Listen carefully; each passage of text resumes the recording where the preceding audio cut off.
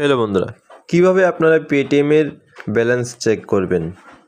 তাহলে চলুন সবার প্রথমে দেখিয়ে দিচ্ছি কিভাবে। সবার প্রথম প্লে স্টোর থেকে পেটিএম অ্যাপটা তো লগ ইন করে রাখবেন ডাউনলোড করে।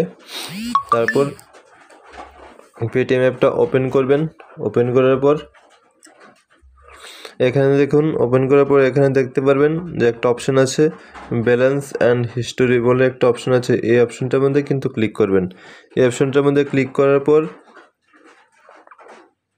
দেখবেন যে এখানে আপনার ব্যাংকের নাম চলে আসবে। এখানে আপনার কী ব্যাংক আছে সেটা কিন্তু শো হয়ে যাবে। এখানে বন্ধন ব্যাংক আছে, এসবিআই ব্যাংক আছে, ঠিক আছে।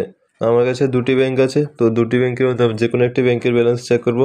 আমি যেমন ধরুন আমি বন্ধন ব্যাংকের ব্যালেন্সটা চেক করব, এই ব্যাংকের সে চেক করব। তার জন্য কিন্তু এখানে দেখতে পাচ্ছেন চেক ব্যালেন্সের একটা অপশন আছে, এখানে কিন্তু ক্লিক করতে চেক ব্যালেন্সে আমি ক্লিক করব। চেক ব্যালেন্সে ক্লিক করার পর আমার ইউপিআই পিন চলে এসছে, আমি ইউপিআই পিনটা বসিয়ে দেবো, ব্যাস আমার ব্যালেন্স কিন্তু শো হয়ে যাবে।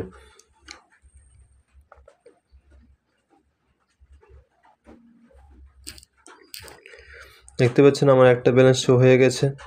তো বন্ধন ব্যাংকের ব্যালেন্স কিন্তু আমার এখন 0 আছে, 0 টাকা। তাহলে আপনারা কিন্তু এভাবে কিন্তু চেক করতে পারবেন। তো ভিডিওটা কেমন হয়েছে অবশ্যই জানিয়ে দিন কমেন্ট বক্সে, আর ভিডিওটাকে একটা লাইক করে দিন এবং ভিডিওটা শেয়ার করে দিন, আর চ্যানেলটাকে নতুন হলে চ্যানেলটাকে সাবস্ক্রাইব করে রাখুন। Thank you. দেখা হচ্ছে আগামী ভিডিওতে।